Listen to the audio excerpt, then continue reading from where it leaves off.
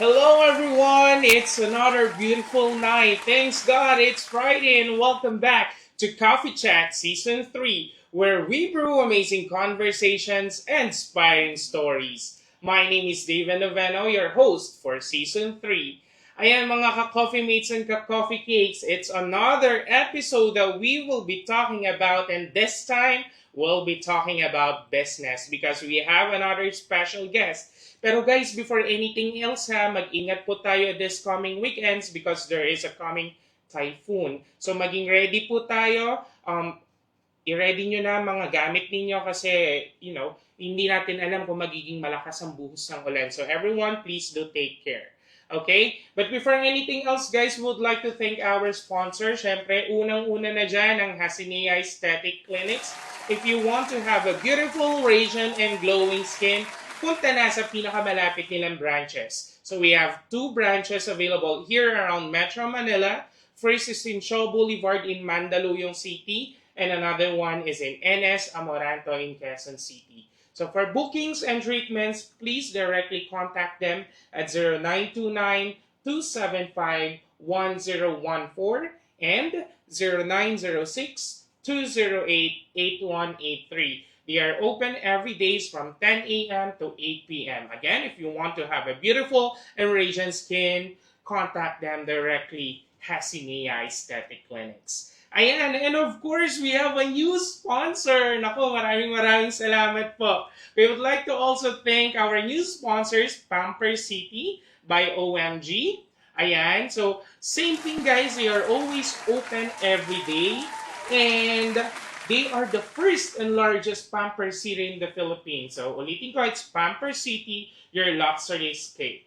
So, if you want to book and have a treatment with them, please do directly contact them at 0945-203-9888. Their location is at 107 K1 Center by Prestige in Asiana City in Parañaque City. Ayan, so please do visit their clinics as well because they are the first and largest Pamper City in the Philippines. Ayan! And also, for our live streams, we would like to invite everyone. Siyempre, unang-una na dyan, every Mondays, it's Chikahan with Mami Ray. That's every 7 p.m. Siyempre, susunod na dyan, every Wednesday naman ang ating podcast, Up Top Download Podcast with Caleb Alvarez and Charles Dion Partido. And of course, with our newest time slot, Coffee Chat with the Ven Noveno, that's every Fridays, 7 p.m. as well. So make your 7 p.m. a habit with Ignis Novus Artist Management. And also, please do like and subscribe our official fan pages for Ignis Novus Artist Management in Facebook and in Instagram. That's Ignis Novus Artist Management, and in TikTok, that's at ignisnovus.official. At syempre ang ating mother production, of course, hindi natin pwedeng kalimutan. That's First Son Production in Facebook and in Instagram. And if you want to replay watch of our contents, you could actually directly watch it in our YouTube account in First Son Creatives. So yan mga ka-coffee mates and ka-coffee cakes, ina-upload natin dyan yung mga teasers natin of upcoming shows, short films, and even mga theater shows. Yeah, so please do subscribe and hit the yellow button para updated tayo sa mga notifications. Okay, so mga ka-coffee mates and ka-coffee cakes, hindi ko na po papatagalin because we do have a special guest for today. Siya lang naman po ang nag-isang founder and managing director of EXP Digital Marketing. Let's all please do welcome Mr. Clarence Yarte. Hi sir, welcome to Coffee Chat. Ayan, magandang gabi po sa inyo. Thank you for having Ayan. me. Yeah, so before anything else, bumati muna tayo sa mga audience natin. Hello guys! Hello. Magandang gabi po sa inyong lahat. Good evening, guys. Yan, and then, again sir, welcome to Coffee Chat. So Thank dito, while we are having conversation, gusto natin chill-chill lang. Okay. Yeah, so we have coffee here. Yeah, please do take a sip whenever you like it. Okay. Thank you so Alright. much. Sige, as a warmer lang sir, no, pwede nyo ba kaming, let's bring us back in time. Paano ba nagsimula or ano ba muna ang EXP marketing? Okay. So, EXP Digital Marketing Mhm. is a digital marketing agency. So, ang sinuserve namin is social media marketing, Mhm. paid ads management, and actually yun yung main service namin, no? Social media marketing, paid ads management, and Mhm. customer service. Pero marami pa kami mga services like e-commerce, Mhm. SEO, website design and development, and such. Wow. So, basically pala, yeah, that's why it's digital marketing now. So, EXP caters to a lot of services digitally. Yes. Yeah. So, hindi lang tayo, we're not only talking about advertisement, but do you create mga websites or Yes. part of it, of the Yes. services? Website Wow. design and development. Okay, perfect. So, mukhang marami tayong mapagkukwentuhan dyan, sir. But before anything else, no, gusto kong malaman, paano ba nagsimula ang EXP Digital Marketing? Okay. So, yung EXP Digital Marketing, ano kasi siya? Mhm. Bali, ako talaga yung nagsimula ng company, pero syempre, before ko yung nag-start, marami muna akong dinaanan, no? Mhm. I started as an educator, computer subject for 1 year, no? Sa isang private school. And medyo na-challenge financially, tapos nangarap, and nag-transition tayo to marketing, to a Mhm. smartphone company for 4 years. Mhm. And then afterwards, ito medyo pa-pandemic na, no? 1 year is campaign manager ako ng ads for a US-based company. And then after nun, doon ako nag-start ng EXP. Nag-start siya by helping yung mga mga churchmate na may negosyo. Mhm. Kasi pandemic 'di ba? So Mhm. nasa bahay, may opportunity to mas marami na yung time to interact with other people. So yun, since nakaka-interact ko yung mga ka-churchmate, ayan, Mhm. yung ilan sa kanila no lumapit to ask for help kasi alam nila na may background ako in marketing and advertising. So yun, hinelp ko sila, and then nag-grow yun, no? May mga friend pa sila na business owner din. Mhm. Ganon, uy, patulong din kami, ganon. Tapos nag-grow na siya hanggang sa nagtuloy-tuloy, and then, yan, full-time na ako. Wow. And it's, it's very common, no? Kasi akala natin pag pandemic, kasi nung pandemic, di ba? Parang puro na lang negativity yung naririnig natin. But one common factor sa mga na-interview natin dito na our special guest is there's really a silver lining during the pandemic na ang daming na-develop. So, ayan, ikakat ko muna, sir, ha? Excuse me. Medyo may sumasabit. Ang No lamig problem. kasi. Ayan, so ikakat ko muna, sir, ha? Kasi I think meron tayong mga audience on our comment section. So, basahin natin. Yan, we have from Job Matthew Bernardo. Yan, heart, heart, heart. Yan, from Shai Tayag. Hello po sa inyo. Hashtag highlight. Peter Charles, syempre, good evening. Hello, good evening. Ayan. Lyra, ayan, magandang gabi sa'yo. Good Hello. evening. Ayan, Janelle, sorry, hindi ko mabasa. Badyola. Bajola, ayun, pasensya na. Hello po, magandang gabi din po. Ayan. Shai Tayag, syempre, hello po, congratulations daw. Wow, Charles thank you po. Dion, ayan. Charles, hello, magandang gabi po. Charles Dion is one of our hosts for the podcast, Up, Top, Down, Low. Ayan. Si Patuli. Teka lang kasi, bakit naman Bebs nang iba ka ng pangalan? Oh, that's Bebs. Hello, good evening. Hello. Ayan, happy to watch. Ayan. Magandang gabi, Mami Ray is also one of our hosts. Hello, po, Hello po. magandang gabi po sa inyo. Justine Lacrete. Good evening daw po, Sir Good Clark. evening. Good evening, guys. Ayan, di ba kakasimula pa lang natin, ang dami nang nagko-comment sa ating comment sections. Ayan. So, magandang gabi po sa inyo. So, sir, mabalik tayo sa kwentuhan natin. Now, so you mentioned kanina that you were actually a teacher or an educator. Yes. Di ba? Paano ba, saan kayo nagsimula, sir, on this? Kasi, if I'm not mistaken, high school yung tinuturuan niyo during that time. And how was it? Kasi from teacher to ano yung next marketing specialist, Mhm. medyo malayo. Di ba? Yes. Ano yung kwento nito? How does it start and how was the transition? Okay. So, nag-aral kasi ako sa PUP, Polytechnic University of the Philippines, Santa Mesa. And then, ang course ko is Business Teacher Education, major in Information Technology. So, may business, teaching, tapos meron ding IT. Ganun siya ka-diverse, no? And then, anong nangyari, nag-ano ako, no? Sabi ko, pahinga muna kasi nag-aral ako ng ilang years sa Santa Mesa, Manila, and then malayo sa family, na-miss ko din sila. So sabi ko, work ko muna, kahit ano lang muna, kahit parang isang year lang muna dito sa Bulacan. So nag-work ako as a teacher. Ayun. So, kaso yung reality na challenge doon is medyo mababa yung income. Ayan, no? So, after nung 1-year contract ko, ayun, ano na ako na, sabi ko, lipat na ako, ganyan. And ayun, doon ako nahirapan, to be honest, no. Kasi mahirap pala yung yung mag-transition ng ibang profession to another profession. Kasi parang papatunayan mo na capable ka of that. So, tinaga ko yun, kung alam niyo yung Techno Hub sa Quezon City, naubos ko, ang dami palang companies doon, naubos ko mag-apply lahat doon.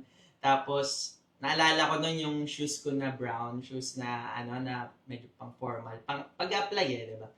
Sira na siya. To that extent, sira na siya na kahit sira na yung shoes ko, wala pa rin ako nahanap na work. Wala akong, may nahanap, kaso may Saturday, Sunday, which is, hindi ko prefer kasi, nilalaan ko yung weekends ko sa church. Yes. So, yun yung nahirapan talaga ako. And, ang nakatulong talaga sa akin is yung mga tao na nakasama ko sa paligid ko.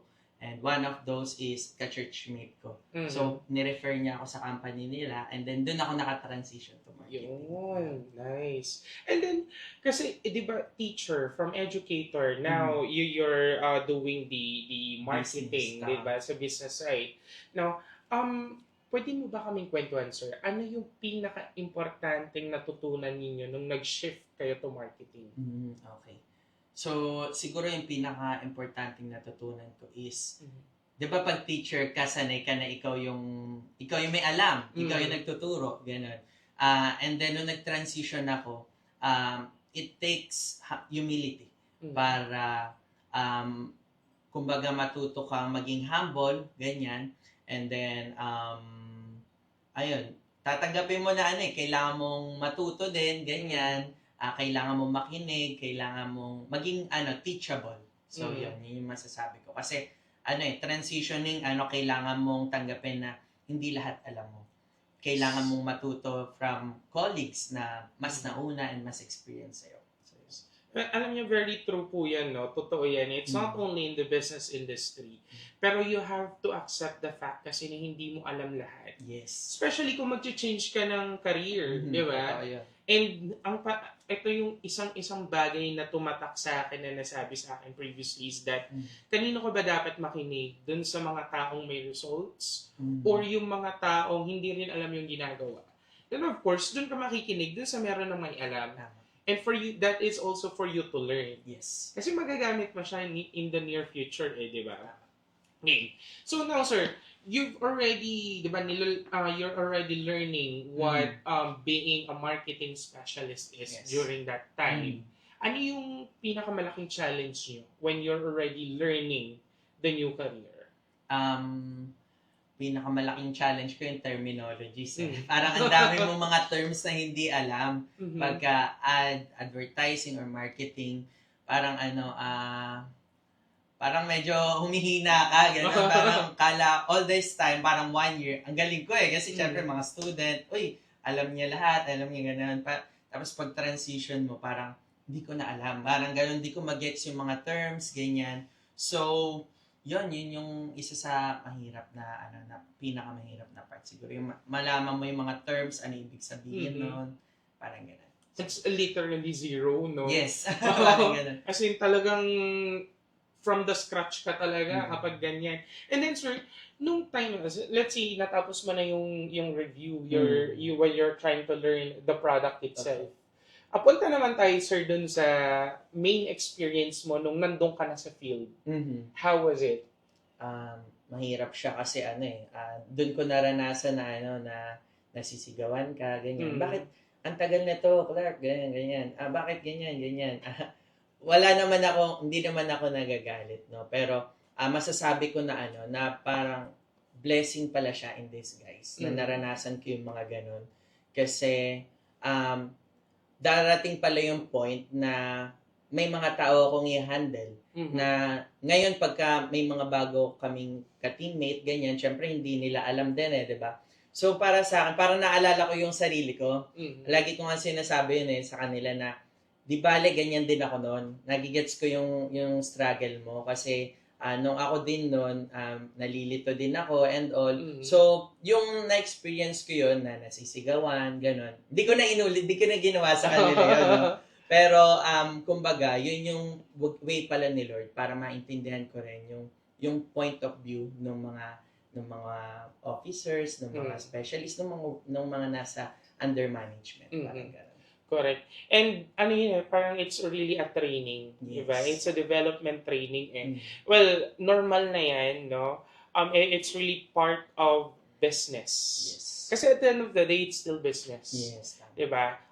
It's a way for us to prepare, Mhm. no? Kasi wala naman tayong ibang goal, it's for us to step up, diba? Yes. Sooner or later. And it's good thing that you've experienced that everything from the scratch. Mhm. Diba? Kasi like right now, manager na, managing Ako. director na. Di ba? So, it's really something na blessing in disguise. Tama Yes. yun. I do agree on that one. Now, sir, yung how about naman, paano naman yung pag-transition mo from marketing specialist, Mhm. now building your own business, Mhm. which is EXP. Mhm. Paano siya nagsimula? Ayun. So, ayun nga, no, nung nag-pandemic, tumulong ako sa mga ka-churchmate na may business, ganyan. So, nung sabi ko, ayos kasi nag-grow Isa sa mga una naming client, ang monthly income nila is 50K, ganyan, nung lumapit sila sa akin. And right now, ang tina-target namin is nasa 7 to 10 million a month na gano'n. Wow. So, kumbaga nakakatuwa na na nakakatulong ka. Mhm. And also si EXP kasi to be honest siya tawag dito, sorry. Si EXP kasi ang naging goal ko talaga sa kanya is two-way. Mhm. To help clients, business owners, to help them na mag-grow yung business and also to help yung mga ibang tao na magkaroon sila ng work opportunities. So, yun talaga yung naging yun na talaga yung parang naging vision ko personally sa business. To help yung mga clients, also to help yung mga new graduates, yung mga employees. Kasi naranasan ko yung mahirapan mag-apply and such. So, parang ginagamit ko din siya sa tool to give opportunities sa akin. Yes, and that's good to hear, no? Kasi syempre nga naman, in reality, di ba, in Philippines, let's face reality, medyo mataas ang unemployment rate natin, di ba? So it's good thing as well that you're giving back the opportunity to the Filipinos. Well, Filipinos, medyo makata tayo today. Ayan. Makabansa. Tignan natin, meron tayong mga comments dito, Sir Clark. Ayan, from Maria Cristina Tayag, Argao. Hello po. Congratulations daw and God bless you more. Ayan. Justine Lacrete. Ayan, shout out daw po. Ang pogi niyo daw po sa Ayan. Shai Tayag, watching from San Jose del Monte, Bulacan. Hello po. Ayan. Hashtag highlights everyone. Very well said, Sir Clark. Totally agree by Maria Cristina Tayag, Argao. Hello po. Maraming salamat po sa inyong mga comments. So, everyone guys, kapag may question kayo for Sir Clark, just drop it on the comment section at itatanong natin diretso kay Sir Clark. Diba? Of course. Ayan. So, mabalik tayo, Sir. How about sa mga clients? Ito medyo interesting to ng konti. Meron ko bang mga clients na na-handle na medyo, alam mo yun, yung medyo may pagka-demanding na, kasi di ba in advertising, maraming options kung Yes. ano yung hinahabol nila. Yes. Especially, may yung iba, they're looking for sales. Yes. Yung iba, views lang ang gusto nila, likes lang, ganyan, Engagement. share, engagement, so on and so on. May mga na-experience ba kayong ganun, sir? Let's say, Mm. quote-unquote, hard battles. Oh, actually normal siya, no. Mm. Naiintindihan ko naman yung mga clients kasi ano din sila, parang syempre hard-earned money. Mhm. And syempre, pag nag-invest sila sa marketing, sa advertising, medyo masakit din yun. Parang, syempre may kirot din sa kanila, especially pagka small business, no? Yes. Naiintindihan ko. And typical talaga siya. Siguro yung isa lang na masasabi ko is, bilang business owner, kasi isa dapat sa maintindihan natin, marketing and advertising is not magic. Mhm. Kasi minsan meron tayong may mindset tayo na, okay, pagka inabail ko ba yan, ilang araw may benta na. Parang gano'n. Yes. Ilan na ganyan. Gano'n nakalaki, something like that. No? So parang minsan na-over-calculate natin yung mga bagay na pakiramdam natin, marketing and advertising is para siyang magic sarap. Parang gano'n. No? Parang pag, sorry, nagbanggit ako na. Okay lang yan. Parang pag nilagyan mo ako niyan, instant okay na. Parang Magi, gano'n. baka naman. Baka naman, no? So, parang minsan ganun kasi yung na-experience, parang expectation ng clients natin. No? So, to be honest, nung una naranasan ko yun, lalo na local yung, nung nag-start pa lang, malaking client base ko is local pa lang. Mhm. So, alam naman natin here in the Philippines, no, syempre mas tight yung budget, gano'n. Naiintindihan ko naman yun. So, yung expectation mataas. Mhm. So, may mga clients na parang kaka-start lang, yun, talagang yung one week na nag-start pa lang kami, halos daily yun. Parang, bakit ganito pa lang yung sales? Bakit ganyan pa lang yung Parang gano'n, no? And when in fact, ang dami natin kailangan consider when it comes to marketing and advertising.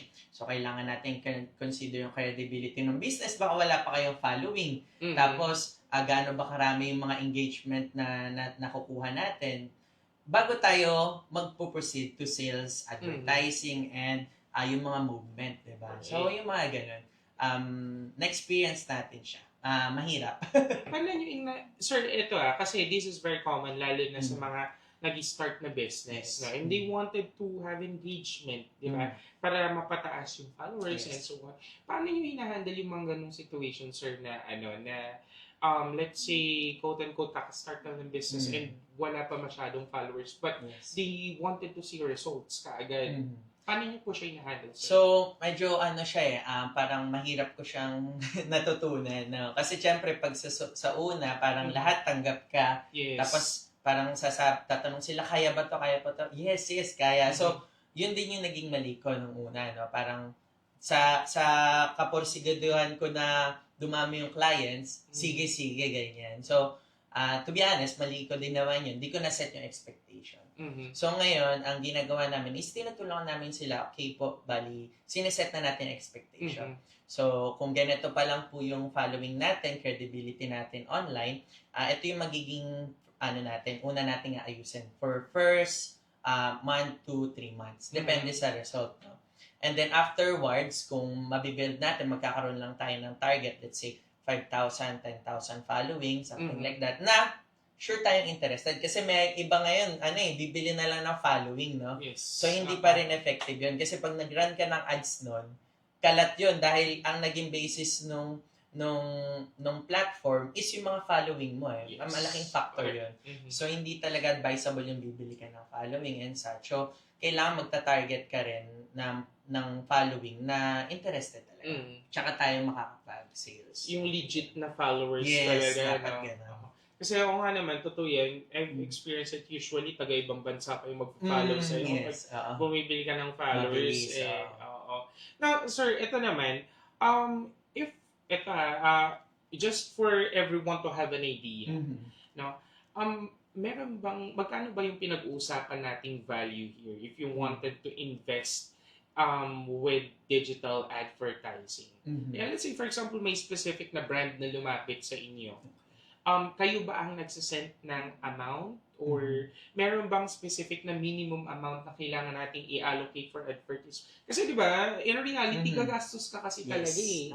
And it's for the views, 'di ba, Yes. of your brand. So Mhm. kailangan mo talaga siyang gastusan. Yes. So how was it, sir? Is it possible ba na pwede mo ba kaming bigyan ng Ng idea, figures parang para at ganun. least may idea tayo? So, sa mga ano, no, sa mga clients namin, very ano kasi sa dami nung service, 15 services. Mhm. Siguro masasabi ko yung ano, no, average na minimum, parang ganyan, no. Mag-around yan ng 20 to 30,000, ganyan.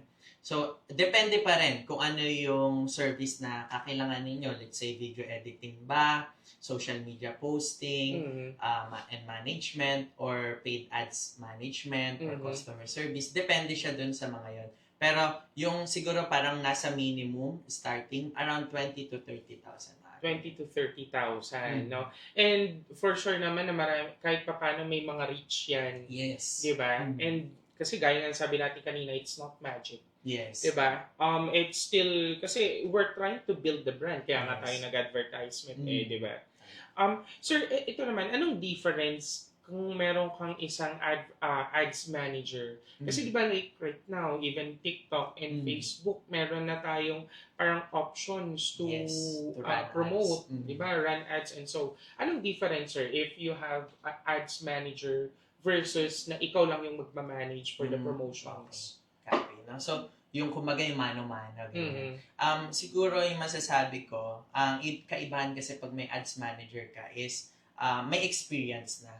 Kumbaga, mahirap kasi yung mano-mano from scratch. Ang dami mong matututunan Maraming mga maling dadaanan. Kaya sabi nila, bakit ang mahal? Parang gano'n. Bakit ang mahal? Kasi, di ba pag nagtanong, bakit? Ay, gano'n, ang mahal naman. Kasi ang binabayaran po natin dun, yung experience and yung kumbaga, may iwasan na natin na pagkakamali kung magdi-DIY tayo. Yun kasi yun. Pwede naman talaga nating itry, pero syempre, expect na natin, madadaanan natin yung mga pagkakamali and possible na mas mapamahal ka pa dahil sa mga ganun. So, talagang it's really the expertise that we are paying, no? Kasi syempre nga naman, there will be a lot of opportunities, lalo na kung ikaw lang yung try na magbe-build ng brand mo. Yes. That's why we have ads manager, guys. Later, ibibigyan natin yung contacts. Ayan, tingnan natin. May question dito si Mami Ray. Sabi niya, ikaw po ang founder ng EXP Digital Marketing. How hard to start a business at your young age to convince your client? Uy, this is a good question na. And then it's, kasi when we're talking about business, we're talking about years, diba, of expertise. So yeah, at your young age, sir, how do you convince your clients? Actually, sobrang naging mahirap siya sa akin. Lalo na nung mga bago pang taon kasi may mga clients na magsasabi na, ay, bata ka pa naman parang gano'n. And siguro masakit na experience ko, nagawa namin yung service, and then nung para na sa complete payment, sabi nila, ay gawin nyo na lang portfolio, nagsisimula ka pa lang naman. So, yung mahirap kasi na part doon is, syempre hindi ko pwede sabihin sa employees ko yun, na, guys, wala mo na sahod ngayon kasi gawin mo na natin portfolio. Hindi ko pwedeng gawin yun. So, ganon, isa sa mga na-experience ko, pero, siguro, isa sa natutunan ko, parang part yun ng hirap talaga, pero isa sa natutunan ko yung kailangan marunong bilang katulad ko na business owner ng digital marketing, natutunan ko na mag-evaluate din ng client. Kailangan marunong ka din mag-evaluate, hindi tanggap lang ng tanggap. Yes. Kung capable ba talaga sila, kung seryoso ba talaga sila sa ginagawa natin. Kasi ang mahirap na part po dito is, pag nag-avail sila ng service, nag-hire kami ng tao. Nagtitrain kami ng tao. Tapos, hindi naman pwedeng parang, ay, stop na natin. Paano yung mga tao? Yes. So, yung gano'n. Kailangan marunong ka pala mag-evaluate din ng client. Ng clients, correct. And also, to our clients naman, di ba? So, our mga future clients, we also have to understand that there is a manpower. Wala na pong libre ngayon. That's the reality of life. Diba? We have to also consider that even though that we are starting, syempre, diba, there's may effort yan eh, Yes. dugo at pawis. So don't expect it na maging libre. Mhm. Kaya nga siya, it's a service, di ba? Yes, tama. That we are offering. Ayan. So let's see, may another question here from Job Matthew Bernardo. Currently, magi-intern po ako, ask ko lang po. What do you look for in inspiring digital marketers or interns like me when building your team? First question po, nag-accept ba kayo ng interns? Yes, Yeah. yun. Actually, may mga partner kami na universities na Mhm. once internship nila season, Mhm. kinukontak kami ng mga student from Ooh. universities kasi partner na namin sila. Yes. So Mhm. yun, nag-accept kami. Then doon naman sa tanong kung ano ba yung hinahanap namin sa mga interns. Siguro katulad din nung na-experience ko mismo, kasi ako nung natuto ako nag-transition ako to marketing, isang masasabi ko importante na skills is yung teachable ka. Mhm. So, ganun din sa interns, yung hinahanap lang naman namin is teachable. Kasi I believe pag teachable ka, mas malaki yung opportunity mo for learning, for growth. So, ganun lang naman yung hinahanap natin. No? Kasi mahirap pag interns ka pa lang, pagpasok mo, parang ito yung system, ayaw mo sundin. Paano Yes. Paano ka matututo? Diba? Totoo. So, yun. Lalo na sa ating mga kabataan today. Huwag po tayo magreklamo ha. Dapat Yes, tayo ang matuto. Tama Kasi yun. syempre, it's something new to us. Mhm. Syempre, tayo ang nag-a-apply, so dapat tayo ang matuto. Tayo ang Yes. mag-a-adjust. Yes. Yan. Yeah, from Mommy again, to convince your client na kahit bago kayo, kaya nyo yung pinapagawa nila. Ay, akala ko question to si Mommy. Akala ko question. It's a statement pala. Mhm. Totoo yan. Tama. You have to convince your client Mhm. of your Tama. capabilities. So, magagamit mo dun yung mga, ako personally, nagamit namin dun yung mga nagawa na namin before, ganyan. Hindi ka naman nagyayabang, hindi naman kami nagyayabang, but just to show them na magkaroon sila ng confidence na, okay, kaya nyo mag-deliver. No? So, yun talaga yung nagagamit namin yung mga dati na naming mga clients na nag-grow talaga. Meron ba kayong client, huwag na tayong magbanggit ng pangalan, Okay. pero meron ba kayong mga experience na client yung hindi nyo makakalimutan, maybe because of something good or, something na not good experience, and ano yung nangyari and how did you overcome that? So, siguro yung hindi ko makakalimutan yung nakwento ko nga kanina. No?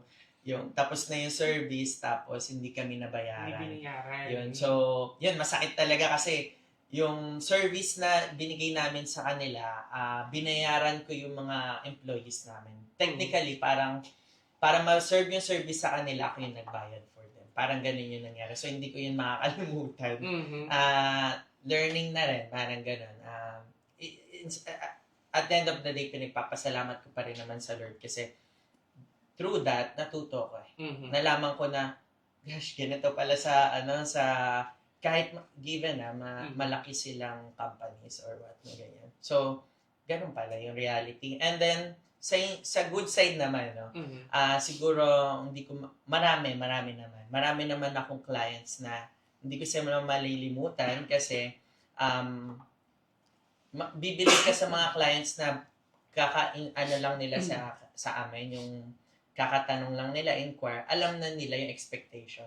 Tapos sabihin nila sa'yo na, okay Clark, alam ko naman yung process, hindi kita nirarush, alam ko, naiintindihan ko na nagte-take time din to since long-term investment din to. Correct. So, kung ano yung tingin yung okay na steps, gawin natin yun. Kung ano yung alam nyo, nasubukan nyo na strategies, gawin natin yun. Just take your time, naintindihan namin, it's part of the process. So, yun yung mga clients na hindi ko malilimutan. Yes, and that's very true, no? Kung minsan talaga ma-identify mo kung sino yung mga clients na may experience now versus those individual who are starting. And to be honest, totoo yan, mas mahirap i-handle yung mga newly rising na mga business minds, no? Kasi they have to learn the process itself. Yes. Mhm. Ayan. So from Charles Dion, watching as an intern here from Dubai. Uy! Wow. Ewan ko sa'yo, Charles. Charles is one of our hosts for Wow, nice. podcast. Hello, Sir Ayan. Charles. Ayan. Job Matthew Bernardo, question po. What skill you think will define the next generation of digital marketers? Uy, medyo Wow. trendsetter ang question ni Job. Okay, so kung digital marketers, actually halos ngayon, no? Basta may kinalaman sa digital, Mhm. I believe ang napaka-importanting skills ngayon is may idea ka on how to utilize AI. Mhm. Kasi yan na yung Ay, totoo yan. transition. Mhm. So, mapa-advertisement, social media, halos lahat ng service, na siya ginagamitan na siya ngayon ng AI. So, isa sa napaka-importante siguro na skill na mabibigay ko para sa mga interns or nag-aaral pa lang or aspiring sa marketing and advertising, aralin nyo din ng AI on how to utilize that pagdating sa marketing and advertising. Ito sir, kasi since we're talking already about AI, no? And there's a lot of industries using AI right now. Hindi lang sa marketing, hindi lang sa ads, not only in video editing, but also video other different industries that we have here in the Philippines, no? Kayo po ba personally, naniniwala ba kayo na yung job natin as human beings ay kayang palitan ng AI? Based on my experience and my knowledge, no, sa ngayon na merong AI natin ngayon, masasabi ko na hindi naman siya fully mapapalitan kasi kailangan pa rin ng someone na mag-generate ng utos sa computer, sa AI, no? So, meron pa rin human intervention. Nga lang, no, mababawasan yung siguro maraming mga work yung medyo mababawasan ng number ng employees, parang gano'n, no? Yes. Pero, sa positive side, kasi I believe kailangan, kailangan maging adaptable tayo, Tama. Kasi pag negative na lang, mag-stuck ka na kasi wala na, AI na, stop na ako sa pagtrabaho, wala na to, ganyan, hindi ganun. So, dapat mag-iisip ka, ano bang matutulong nito? So, ang matutulong ng AI is efficiency, yung speed ng work natin and such. So, kailangan lang, mag-adapt ka lang on how to use it. Mapapabilis yung trabaho mo, mas mapaparami yung clients mo, mas mapaparami yung matutulungan mo, and mas mapapadami yung ma-earn. Totoo yan, no? Kasi, I have a lot of colleagues kasi that they are afraid of losing their job because of AI. Yes. Na pero I was reading a while ago about AI. Wow. Totoo yan. Nagbabasa ako a while ago about AI kasi. And they say doon, there are a lot of jobs that will be lost because of AI. Pero on the brighter side, 3 times to 4 times nun yung magiging open vacancies right after ma-implement ang AI. So meaning to say, yes, may mga mawawalan trabaho, but in return, bibigyan tayo ng 3 times to 4 times more number of work because of AI. So hindi totoo na mawawalan ka ng trabaho because of AI. It's just that you have to adapt on it. Yes. Kailangan mo lang i-upskill yung sarili mo and you have to use AI to your advantage. Diba? And right now, sir, paano nyo ginagamit ang AI sa mga services ninyo? Ayan. So, very helpful kasi yung AI, no? Lalo na sa pag-analyze ng mga metrics, ng mga numbers, sa mga results natin. So, ang ginagawa lang naman namin sa kanya is more on, yung parang nandun sa part ng reporting about sa naging result. Kasi mabilis siya compile and mabilis niya ma-summarize yung naging result and such. So, yun. Tapos, pagdating naman sa operations, kung may mga gawain na kailangan na pwede kaming matulungan ng AI na medyo mas mapapabilis yung let's say, kunwari, content creation, medyo naubusan na ng creative juice. So, hingi ka rin ng tulong kay AI. Bibigyan mo naman yung idea mo Baka pwede mo pa ang tulungan na ano pang pwedeng mailabas from this idea na meron ako. No? So ganun siya. Ganun namin siya na-utilize. Wow.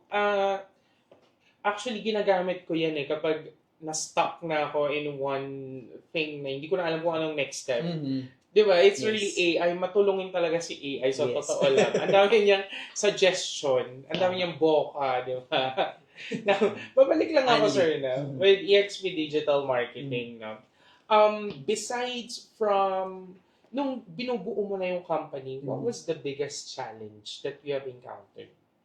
Biggest challenge. Okay. So, siguro no, biggest challenge ko. Kasi pagka nabubuo ka ng business, kailangan kasing, ano pag business owner ka, mag-start ka lang na ikaw muna eh. Yes. Ikaw muna lahat. Mm. And then, unti-unti mo siyang i-delegate to employees. Mm. Pero syempre, pag maliit pa yung company, hindi mo pa kaya silang bayaran eh. Mhm. Ng ano. So, anong nangyari is, syempre, nung nagsisimula, sacrifice talaga. Mm. Doon ko talaga na-experience yung sacrifice na pagsahuran na, ako yung nasa huli ng listahan. Mhm. Kasi kailangan ko ma-ensure na lahat sila nakasahod bago ako. Mhm. So, naranasan kong halos walang sahod, Mhm. ilang months na walang sahod, pero okay lang kasi nabibigay namin yung deliverable sa client. Mhm. Tapos yung mga employees ko, happy sila. Hindi nila alam na medyo saktuhan lang kami. Ganun. So, Yes. yun. Siguro yung biggest challenge. Kasi in order to grow the business, kailangan mong mag-add ng people. Mhm. Pag lahat puro ikaw, malilimitahan lang yung kaya mong bigyan na service na client. So, kailangan mong mag-take a risk na mag-hire ka, tapos papasahura mo. And then, syempre, pag medyo kulang sa budget, wag tipid-tipid ka muna, delata ka muna, ganun. So, yun yung siguro na-experience ko na medyo mahirap talaga. Yes, when starting, no? Kasi syempre, you have to consider a lot of things. Yes. Lalo na, meron ka ng employees. Diba? So, those are the things. Ayan, tignan nga natin. Meron pa ba tayong comment from our comment sections? Ayan, Pia sabi. Yan, congratulations daw po, Sir Clarence. Thank you po. Ayan. Caleb Alvarez, good evening. One of Good our evening. hosts as well for podcast. Ayan, magandang gabi po sa inyo.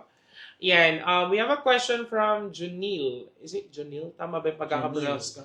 Junil Vincent. Ayan, anoche. How will you know if digital marketing is something that I should pursue?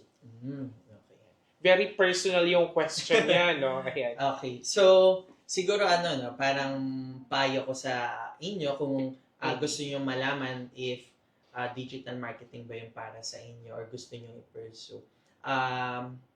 Check, kasi pag sinabing digital marketing, napakarami kasi yan eh. Napakaraming services. So, sa hobby mo, sa yung mga bagay na kaya mong gawin ng paulit-ulit, yung na-enjoy mong gawin, i-check mo, meron ba doon na pasok sa digital marketing? Let's say, kunwari, hobby mo is video editing. Mahilig ka mag-post sa TikTok, tapos effective naman, marami engagement, ganyan.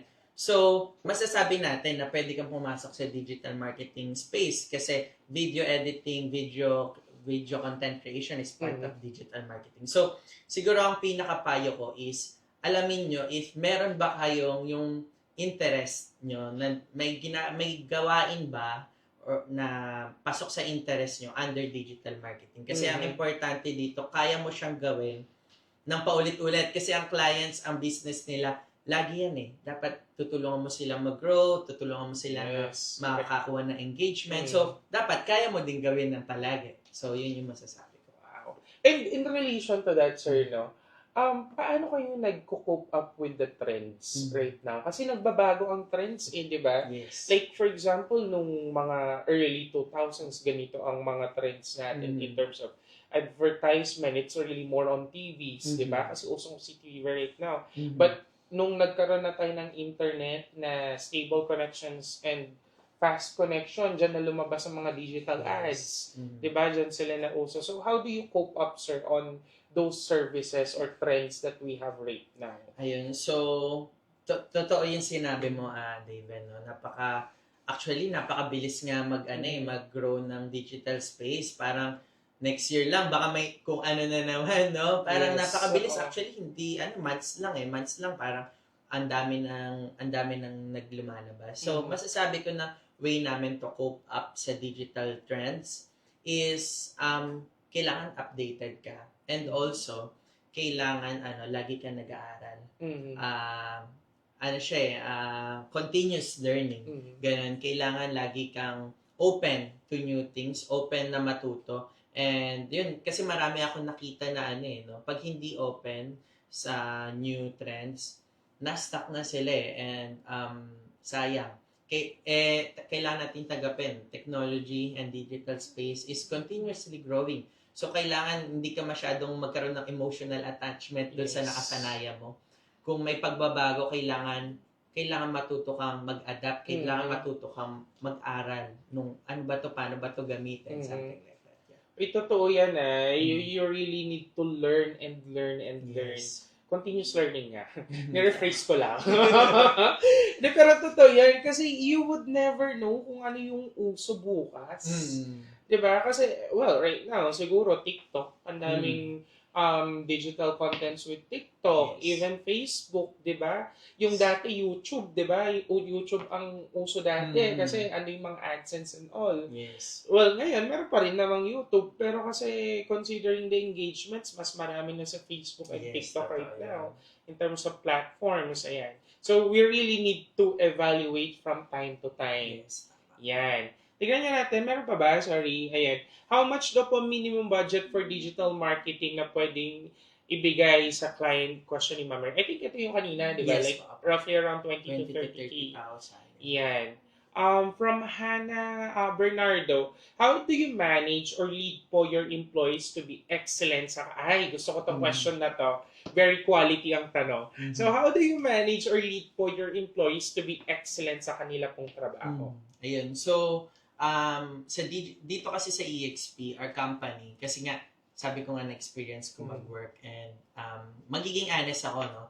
Dahil from Bulacan ako, so mag-work ka na sa QC, Ortigas, Makati, napakahirap ng travel time. Yes. Yung pagod, tapos yung gastos. At yung traffic. Yes, traffic. Tapos, maaya ka pa sa Starbucks. So, gastos, siyempre, di ba? Parang gano'n, no? Hindi naman nila kasalanan yun. Pero, it's part of the flow ng pag nag-work ka ngayon.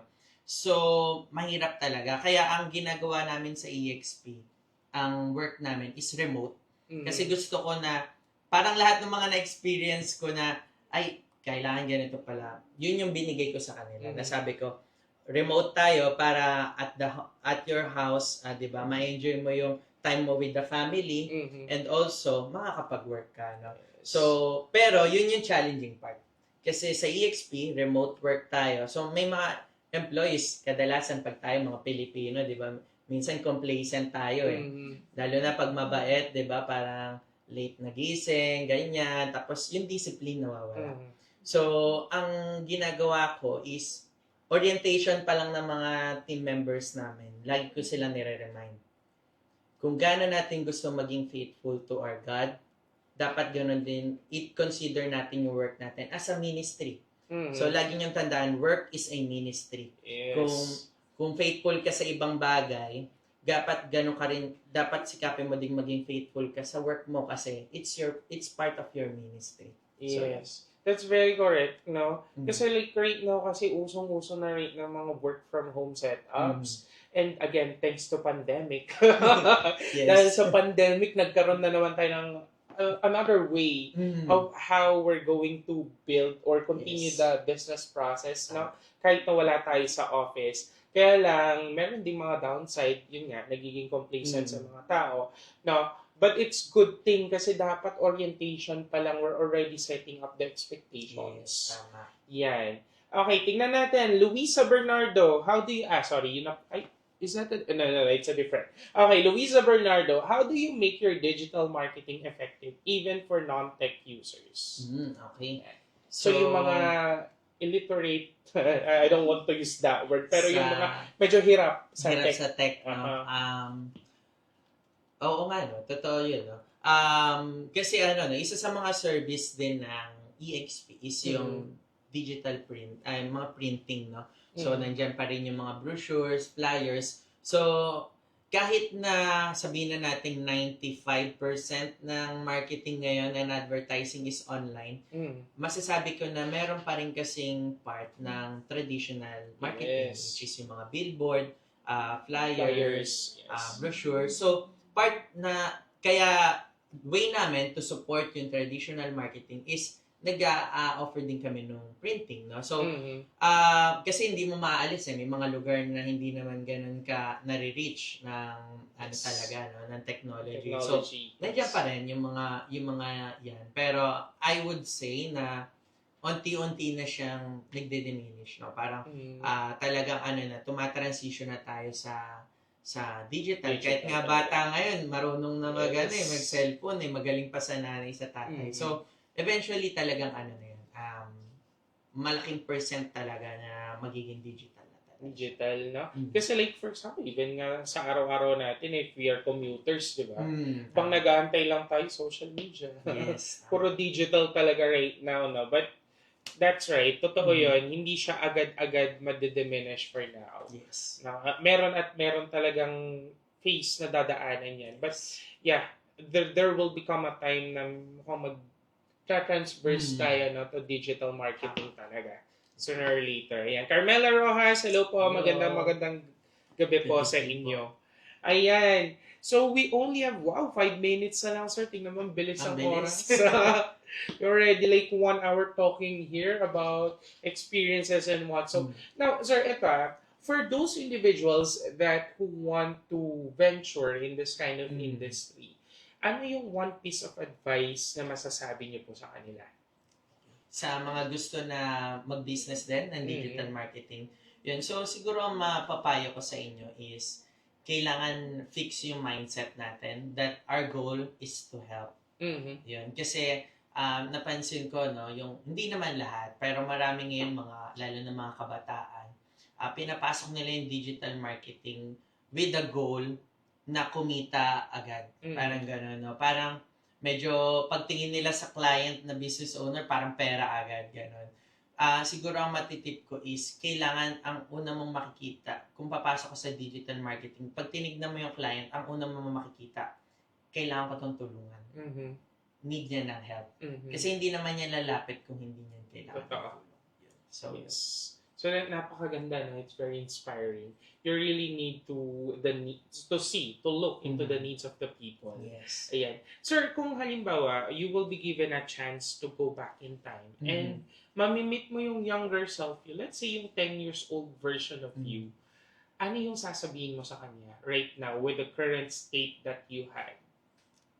Siguro masasabi ko sa kanya, ano lang, kung nasan ka man ngayon na sitwasyon, magtiwala ka lang kay Lord. Kasi, naalala ko nung bata ako, hindi naman ako galing sa well-off na family. No? Mahirap na family lang kami. Ang aking tatay is jeepney driver and my mother is a housewife. No? Hindi madali yung naging buhay. Pero siguro ang sasabihin ko sa kanya, ano lang, tuloy ka lang kung nasan ka ngayon, nasa tamang track ka. And pag dumating yung opportunity na binigyan ka ng opportunity para magkaroon ka ng relationship kay Lord, go for it. So, yun, gawin mo yun. Oh, it's very short and concise na you really have to trust for the Lord. Yes. Totoo yan kasi mahirap din na you function on a daily basis nang wala ka center. Amen. Yes, and that is Lord. Yes. Totoo po yan. No? Medyo naluha ako ng konti. Just kidding. No? But sir, again, thank you so much for being our guest for today. Pero syempre, hindi na muna kita papaalisin because I'm giving the floor to you now just for you to plug your social media. Saan ka ba namin pwedeng i-contact? For those clients na nanonood sa atin na kailangan na assistance in digital services. So I think this is the time. If you have any future events, you could also plug it. Okay. Yeah, I'm giving the floor to you, sir. Ayan. So, good evening everyone. Thank you so much for supporting itong aming live stream with Sir Daven and the production. Thank you so much sa pag-support nyo sa kanila. And yun lang, bali, we are EXP Digital Marketing Services. We provide different digital marketing services. Our main services is social media management, paid ads management, and customer service. So, kung gusto nyo kaming ma-contact, ma-reach out, just go to our website, exp.com.ph.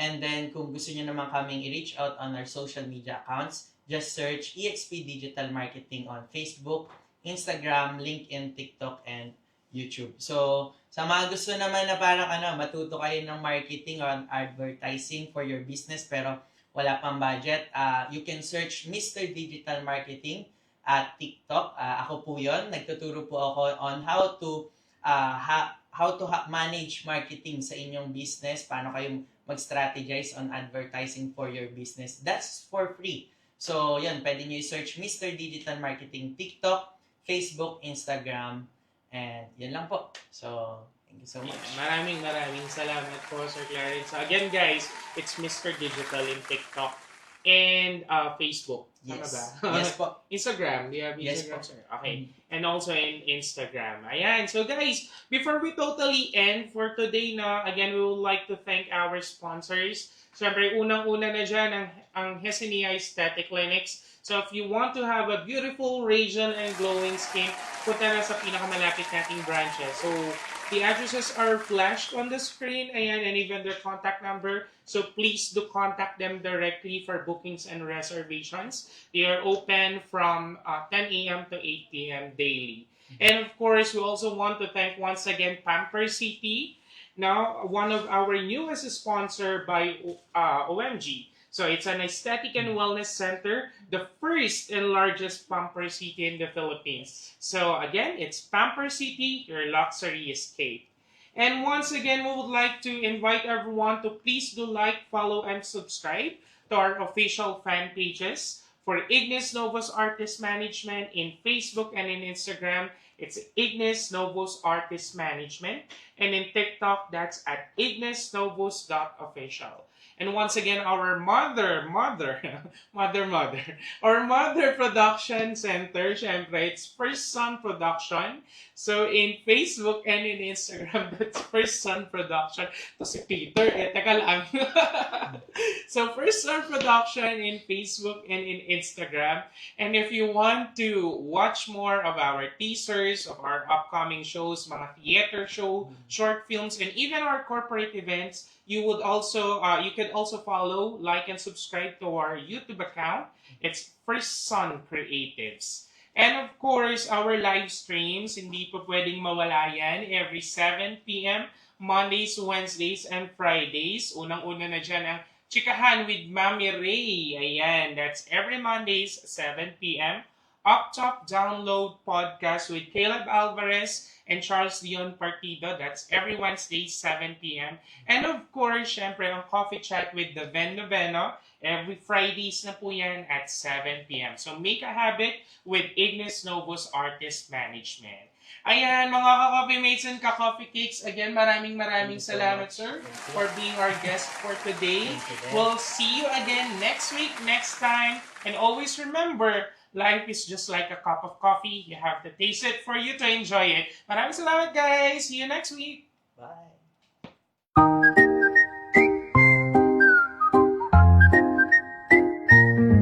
Step into a world where beauty meets grace, a pampering haven, a peaceful space. From head to toe, even dental, we've got it all. Elegance and confidence, feeling tall.